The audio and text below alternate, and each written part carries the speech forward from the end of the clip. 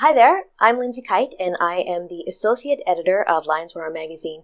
And today we're going to be talking to Frank Ostaseski, who is a Buddhist teacher, an author, and one of the leading voices in contemplative end-of-life care.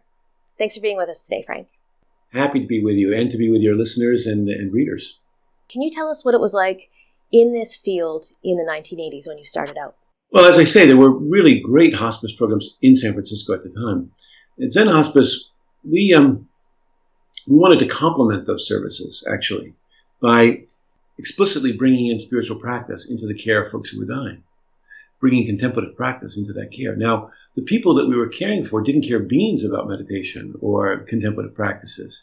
But what we found was when we had practitioners in the room, they were like the one calm person in the room, When you have a practice and you're willing to turn toward what's difficult, turn toward your suffering, and find some stability there and equanimity there, you can be of enormous help to people who are living in a very chaotic situation, their dying process. And for you personally, why did you want to begin working in this field? What I saw was that people were dying with a tremendous amount of fear and regret, and I thought we should do something about that. Yeah. So, again, I wanted to step in and see how could practice really inform the way in which we give care. How could we see the other person as ourselves? How could we see ourselves in them? And how might that fundamentally shift the way in which we cared for them? And so Zen Hospice became a model for other end-of-life care facilities. Can you tell us sort of what it's become today? Well, Zen Hospice continues. It's now in its 30th year and continues to be a very good hospice program in San Francisco. And I think it spawned a lot of versions on a theme of hospice care, volunteer programs, other kinds of residential care facilities, etc. I think now it's really on the mainstream of care. It's on the continuum of care, well respected, and it spends a lot of its time doing training other professionals and healthcare professionals to do this work. I'm no longer associated with them. I started another organization called the Metta Institute, which is about training professionals in how to provide mindful and compassionate care to the dying, and also how to stay sane when you're working in a healthcare system, which is increasingly more difficult and challenging to be in. Let's talk about your book. Your book is called The 5 Invitations. Yeah. What are the 5 invitations? Well, first of all, an invitation is a kind of request for you to show up, right? If I invite you to my house for dinner or you come to my wedding, it's an invitation for you to show up, be present.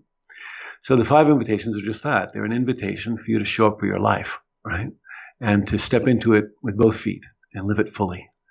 The 5 invitations started out as practices which we used to guide our care of the dying.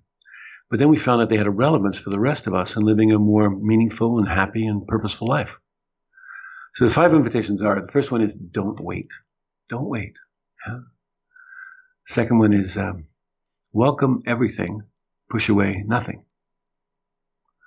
The third, bring your whole self to the experience. And the fourth, find a place of rest in the middle of things. And the fifth, cultivate don't know mind. I felt obliged to put something Zen-like in the list. So if you can see that there these phrases, these precepts we could call them, or invitations, are all interwoven, right? They all connect one with the other. And they all are grounded in our practice, our basic Buddhist practice, but also they were things that I learned from people at the bedside. I've sat with a couple of thousand people over the years, and they're really my teachers. They were the ones that showed me what matters most. Where do you think contemplative end-of-life care stands now, and are there areas that you see that could be improved for the future?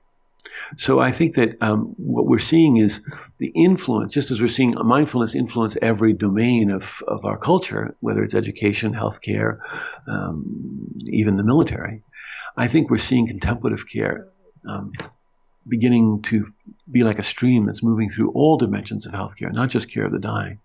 And I'm really applauding this and, of course, trying to support it. There are wonderful people doing it. Chodo and Koshin at the New York Center for Zen Care is doing it. Joan Halifax and I have been doing it for decades. We're both pioneers in this work. So I think there are really great movements and leaders in this movement that I think are doing marvelous things, really marvelous things. Yeah. And the culture is open to it now. The culture is more open to it. Yeah. Well, thank you so much for talking to us today, Frank. We really appreciate it. Yeah, thank you for having me. I really enjoyed it, and I hope it's of some value to the people who get to see it.